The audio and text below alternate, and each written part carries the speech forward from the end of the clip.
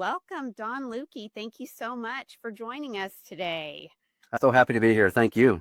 Yes, we're so excited to talk about financial fitness in this health Yes. That's something journey. that we talk about, trying to expand people's health span and improve their quality of life. But, going hand in hand, if you're going to have this health span, you're going to live longer, you're going to be more active and be more functional, you're going to be able to have to fund that. Oh, absolutely. So that's something that's one of those things that people don't think about. And so I think is a very important conversation that we can have today to kind of help prep people for what's ahead. So, yeah, I think the two, financial planning, lifespan, health span, they all connect. And the sooner we can get them connected, I think the more enjoyable the experiences will be. right. Definitely. So tell us about what you do. So I'm a financial planner. I've been in the business almost 30 years. So we've seen a lot. We've seen everything from nuts to bolts, as they say. I'm a CFP. I really take pride, I think, in our process is more holistic planning. So I think that's why I like what you guys do so much, is because we take into consideration those things. You hear about the word lifespan and you think, how long do people live? And then I hear about the word health span and I think about how long do people live well? And to be able to connect them. And like you said earlier, we have to be able to fund that. And so we just think about financial planning, meaning let's grow our nest egg. Let's save as much as we can save as fast as we possibly can, and then we'll start spending it down. And one of the things that we really enjoy doing is having these conversations with our clients to make sure that they're really intentional with what they do. And it's not just growing, it's being aware of different risks that are out there, being aware of taxes, being aware of inflation, healthcare costs. The two biggest fears that most clients have, A, is living too long and outliving their assets, or B, is healthcare challenges. And so this is so appropriate to have this conversation because it addresses the two top fears that most investors have. Yes. So critical. And have you noticed a difference in people's thinking as kind of this health span idea has started to come about? I've noticed a little bit. What I've really noticed is with some of our younger clients, because it's become more mainstream. It used to be everything has just been so traditional. Hey, doctor, I hurt right here. And okay, so let's give you a shot right there and make it go away. And there's been so much more attention now is, okay, wait a minute. Let's don't make it hurt there anymore. And let's focus on our diet, our exercise, and being financially fit as well. Financially fitness usually probably hands off in tandem with being mentally stable because you're not worried about those things. Absolutely. And when you take that worry off, then that worry is probably one of the things that help us become sick. And so we want to connect all the pieces. They all need to align. So we do see that quite a bit in our younger clients. And younger, I'm putting people in my age category. I'm going to say 60s, 50s, 40s. Adult. Yeah, here you go. But the 70s and 80s, so it's really incumbent on me, I think, then to have those conversations with them to make them more aware. And obviously, you guys have great resources, and I certainly share everything that you've taught me with them. So it's a very big plus. That's awesome. But I don't know what strategies, just to say, pick an age, but what strategies should people start to delve into looking at their own financial health?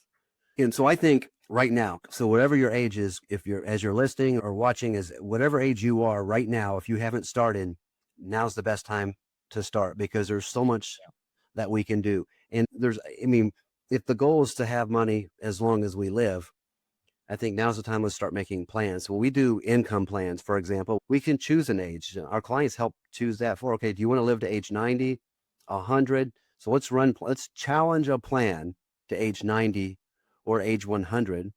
Let's take your nest egg and let's spend it down. And so we have to be intentional with how we spend it down. One of the things I like to ask people is define your ideal retirement. Now, a lot of times that just means how much money do you want to have coming in? But it's beyond that. It's how much money do you want to have coming in? It's what do you see yourself doing? How are you spending your time? Are you traveling? Are you spending time with grandkids? But from the financial perspective, you're going to have an ideal number, and then you're going to have known, repeatable sources of income. Social Security comes to mind. And then there's going to be a gap. So we need to solve for that gap. And so wherever you are in your planning process, now's the time, in my opinion, to start doing that, to see how you match up and to find out what can I do today and be proactive about making sure that financially I'm fit as I'm also working on my health span. Right. Yeah. So basically, yeah, that's very important. That's something you've helped us with to decide, so, okay, what kind of lifestyle do we want to live? Do we want to maintain our lifestyle? And what's our activity going to be like? We're very active. And so we plan on doing a lot of things when we get older. And to do that, like you say, the planning should have started yesterday for this. So, but it's certainly very important for that. I agree. Are there any products specifically that are well suited for folks who are anticipating aging well? I think there are products and there are processes that both go hand in hand. And so this has nothing to do with our health span, but it has everything to do with our financial fitness. It's really important to save money. It's also really important to keep as much as you can. And so what we see right now, and I think if tax is one of those hidden things that we don't often think about, that is inflation. We don't see it or feel it. Well, we feel it financially, but right now we are in the lowest tax bracket that we've probably been in our lifetimes. And we're also $36 trillion in debt. Right. And we're running at a clip of $2 trillion every year in a deficit. So it doesn't bode well on the tax side. And so there are things being addressed right now with how to bring down some of that expense side. But can we economy our way out of $36 trillion of debt? I don't know. We're going to find out, because if it doesn't work, then the next best place to go really is going to be a tax increase. And so we have to prepare ourselves. We want to be proactive in that we don't want to wait for a tax increase. Right. And so what can we do today to kind of offset tax? And if it's appropriate, one of the things we do quite a bit of, this goes back to the process, not just necessarily the product, Sure. is maybe some Roth conversions. If all of our money is in IRA and the IRA is not going to be super efficient in the future because taxes get higher, it's really interesting that the IRA, we are in partnership with the IRS. And this is one of the only partnerships that I can think of where they can change the terms in the middle of the process. They can go from a 30% owner to a 40% overnight. Wow. And so we want to get out ahead of that. And when it's appropriate, how can we start creeping towards the 0% tax bracket? What can we do today to get to a 0% tax bracket? Now, it's not going to be for everybody, but it's sure worth considering, because in the future, what we're talking about is living a long time. We're living retirements 20 or 30 years in retirement. We want to make sure we have access to money at that time. And so Roth conversion is a big part of that. Okay. Yeah. Noted. Right. As far as anything else, what other things that, obviously diversity is very broad. It should be broad. And so obviously people at a younger age can be a little more aggressive, whereas we get a little bit older, you're a little less aggressive, but still, I think diversity is pretty important too. And accessibility. You may have your funds in something investment wise, but you can't reach it. You don't have hard cash. Something important happened or some type of catastrophic event happened. So what forms of diversity can we look for individuals? Good question. I think we really want to focus on kind of knowing what your risk is. When we hear the word diversity, what we really hear is we're going to have a mix. We're going to have some stocks in there, got some cash, and maybe some bonds. And so what's our risk tolerance? And so that's how we're going to determine what the diversity is. And forgive me 1 second, I'm going to get a little quick drink. Yeah, you're good. Yeah, I'm dry myself. It's allergy time for me. I like to say it's allergies, right? Oh, for sure it is for me. So we need to know our risk. How much risk do we want to take in our portfolio? What I like to have people do sometimes is consider bucket planning. And let's say, I'm going to make up numbers just for conversation. Let's say you had $100 to invest. Let's set up 5 buckets side by side, 5 buckets. I put $20 in each bucket. And that first bucket, that's our short-term money. I'm going to need that money. I might need it tomorrow, next week, next month, next year. I don't know. When it's available.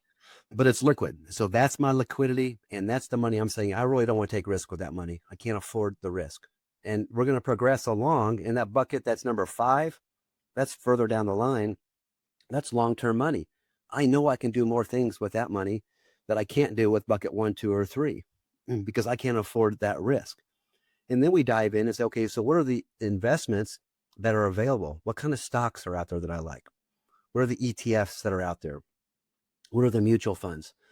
A lot of people, when they want security and safety, they choose annuities. There are annuities out there that do two things. Number one is they protect your principal and still give you upside growth. Wonderful tools. And there's other annuities out there that say, okay, like Social Security, this annuity is going to guarantee you a lifetime of income. Now, that's one situation where you do give up liquidity. You do give up your access. So you don't want to listen to this podcast and say, okay, I'm going to go out and get an annuity because I want guaranteed income. Right. Because what you're doing, if you did all of your money in that, is you'd give up liquidity. And liquidity is so important. It's going to be how you fix your car, or how you fix your roof, or how you take a trip, or how you treat the grandkids, or all those different things where you need access to cash. That's like bucket number one. And so I think having some intentionality in dividing your buckets up, then we back in and choose the investments to put inside each bucket, knowing that they're going to look differently. There might be some crossover somewhere in buckets 2, 3, 4, but not a lot. But five is definitely going to be its own bucket where we can take more risk. Yeah. And I really like, you had us take a risk assessment test, and it was really a neat thing because we took it separately. So I had my own risk assessment and Mark had his risk assessment. And so that was a really neat way for us to know, like, how risky you are. Where are we? Right. And where do we want to be? Yeah, that risk, I love that test because, I mean, it's a Nobel prized piece of software. And aside from any of that, what I really like about that, it only takes about 5 minutes to do. There's a series of questions that kind of hones in on who you are. I think it's really important to take that step right now. Let's make sure we know who you are as an investor, not the person you work with, not the person you play golf with, not the family members you have over for dinner. Is who am I as an investor and how do I invest for me?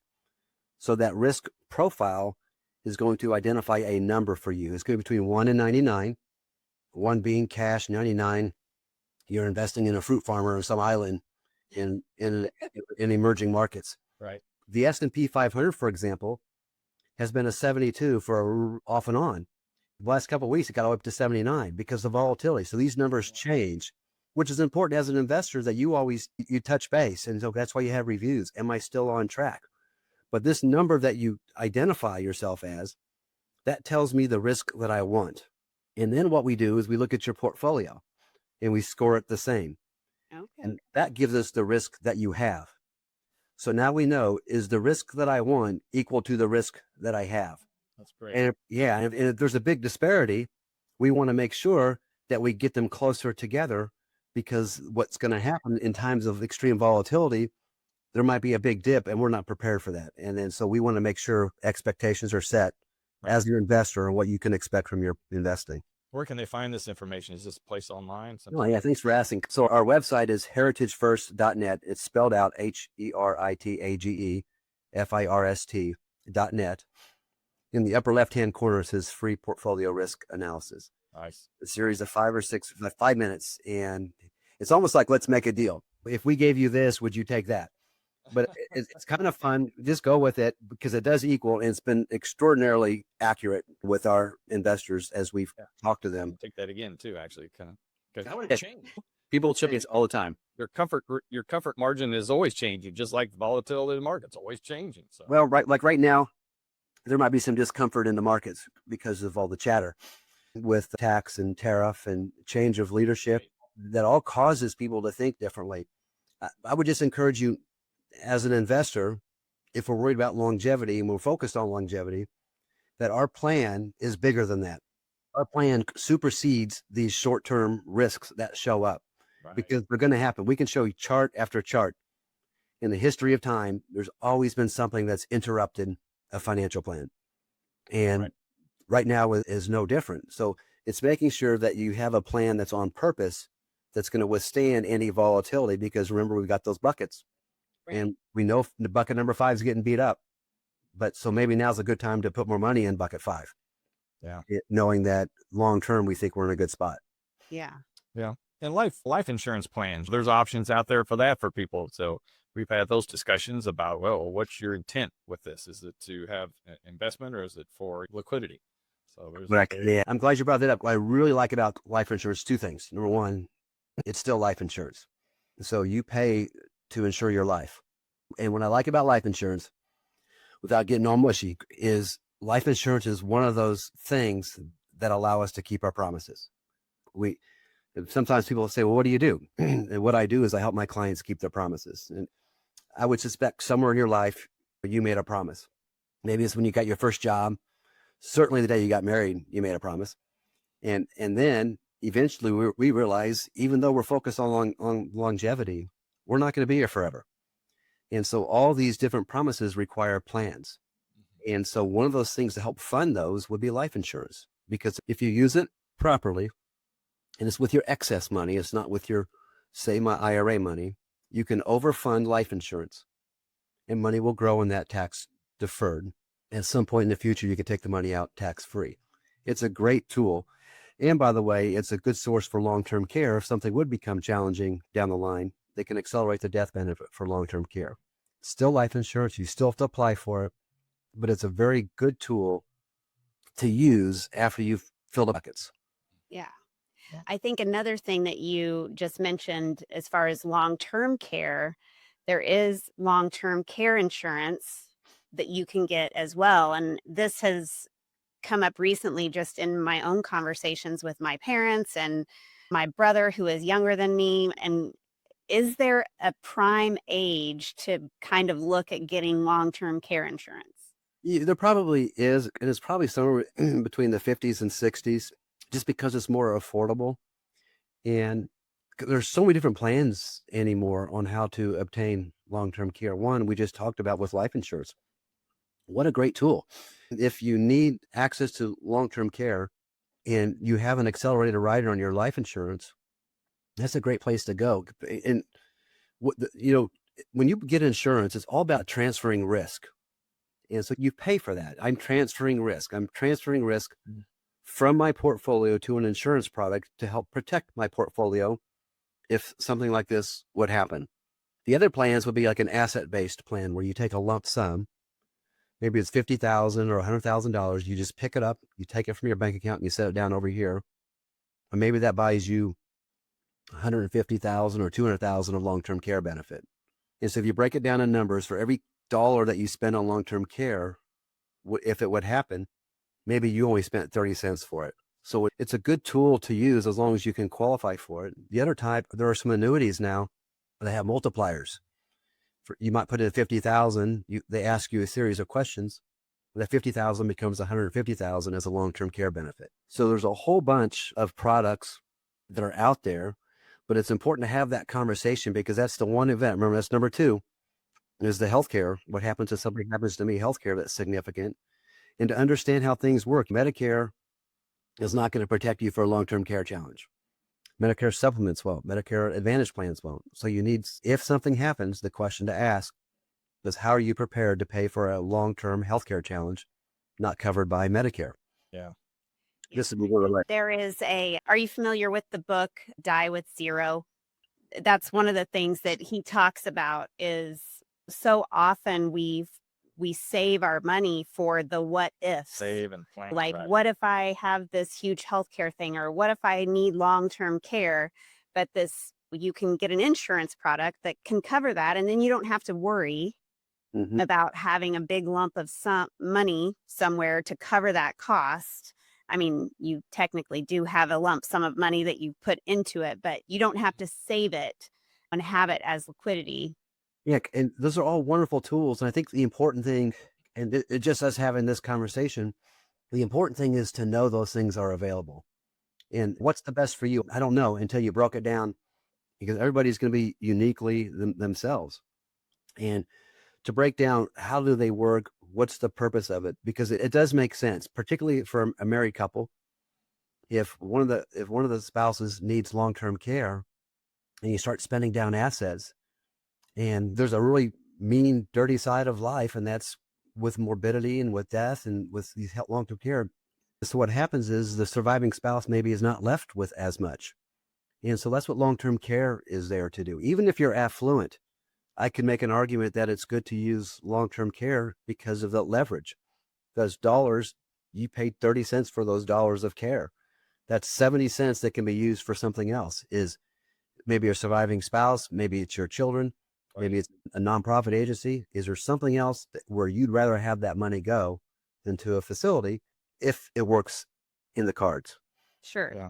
And I also really like, I could take the analogy too between with healthcare is that what we do now to promote health is going to be cheaper than to correct disease later when we get older. And so what we can do now costs less to invest that money than it is later to try to find that money, if you will, to try to really build that money later. So the earlier we start, the better, I look at it. And is there differences? I know there's some people are going to have questions about estate planning, trusts, or health. What kind of trusts or what kind of estate planning options do I have out there? Who should I see, and et cetera? Do you have any suggestions, comments? Well, I think estate planning, I love what I do. I mean, in fact, I don't ever see myself retiring. I really enjoy what I do. I think we're all called to serve, and this is how I do it.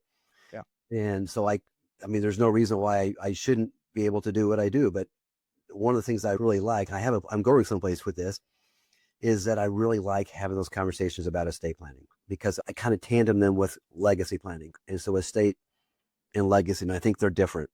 Yes. I think we spend so much time working on building assets. We talk about transferring risk and sharing risk. Too often we forget to protect it with an estate plan. And so what do I mean by that? I mean doing wills, having a trust, durable powers of attorney, healthcare powers. There's a difference between healthcare and durable power of attorney. Who can make decisions for me when I cannot? Having an executor, having a successor trustee when I have a trust set up, having advanced directives. We talk about having do not reset DNR. How is that part of your plan? Right. Yeah. All that stuff needs to be documented because if it's not, a couple things. Number one, the courts are going to decide. Or number two, if you have a family, they all love you, but they all might think something might be better for you than somebody else. So what you create, and I know you didn't mean to, but what you create is this disunity, this lack of unity in a family because they all have a different idea of how you would want things to be handled. And so having an estate plan in place, you take that off the table because you've made the decision. You've had the conversation with your family. You were very intentional when you chose the durable power of attorney. That's the person that helps make financial decisions for you, which might be a different person that does the healthcare power of attorney. That's the person that's going to help make healthcare decisions for you. And then there might be an executor that helps distribute the estate after you're not here.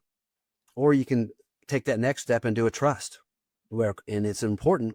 I'm not an attorney, but it's important that when you establish a trust that you fund the trust, which just means you take all of your assets and make sure they're in the name of the trust, including things like your home, which sometimes gets overlooked, or a second piece of property.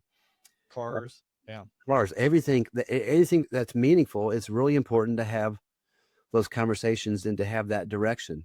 Because, like I say, if you don't do it and you leave it to somebody else, not 100% of the time, but a high percentage of the time, there's a fight or a dispute. I don't mean a fight like, Or the state gets to decide, and then somebody gets the feelings hurt, or you lose the funds too. So that's true. it could cost money. When you go through probate, it's going to cost money. When you fight, when you dispute an estate, it costs money. So why not take that cost, get out ahead of it, and spend it on a will or a trust and make sure and have someone help you with that. Sometimes we just don't know the questions to ask. This one thing I'm lucky because my daughter is right down the hall and she's an estate planning attorney. And so when we talk to our clients, they're well prepared and set up to go down and talk to her because we make sure all the documents communicate. People aren't always set up like that, but it still works the same. That's awesome. Yeah. Just to make sure that you have a plan in place to protect you in case those things would happen. I like it. Yep. So as we start to wrap up, do you have any actionable steps that our listeners could take today to start preparing financially for a longer, healthier life? Yeah, I do. And I think I'm going to repeat something because I think it's that important. I think we need to be able to identify what does the ideal retirement look like, quantify it and qualify it, and who do we want to spend that time with. It's really important that we don't just retire and then do nothing. And I think you guys would attest to this, particularly when we talk about Healthspan, having purpose. I've helped clients retire in the past at age 55, and I kind of wish I didn't do that because when they retire, they kind of lost that purpose. Think about it, we wake up every day of the week and we know exactly what we're going to do that day. We had a purpose. So when you're defining your ideal retirement, make room to identify and define what that purpose is going to be for you, because that's just as important as defining the income. Yeah. But that's the place to start. Yeah. So we want to define what the ideal income is going to be. Take a really good inventory of all of our assets and how much of it is IRA, how much of it is 401k, how much of it is cash, because we have to fund that gap. And we want to be super strategic when we fund that gap. We always talk about diversifying our investments. I think we can also diversify our income sources. So let's be able to diversify our income sources. How much is going to be taxable? How much is going to be tax-free? And the list goes on and on. And then do your estate plan. Start considering your estate plan. That's And then vital. And then lastly, at some point, whether we live to age 80 or 90 or 120, we all have the same in that we're not going to be here forever.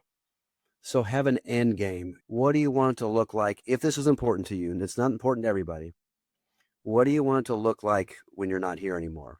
And that's when we do legacy planning. Sometimes I ask my clients, do you know your great grandfather's name? And most of the time they say no. And then I say, do you want your great grandchildren to know your name? And almost all the time they say yes. So there are things we can do today to help create that legacy plan too, and to create that family unity that connects us from generation to generation. It doesn't have to just be financially.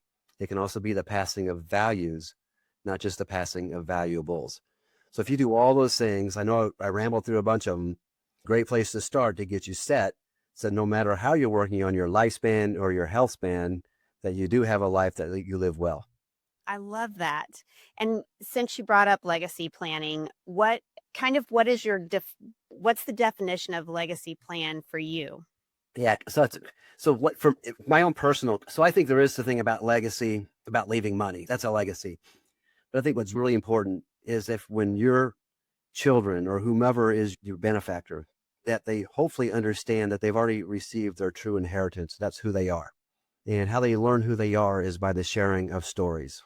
For example, do your children know the trials and the tribulations that you went through to build the business that you have? Or do they know the losses that you've endured and yet you've survived and sustained? Because those are the things that build character.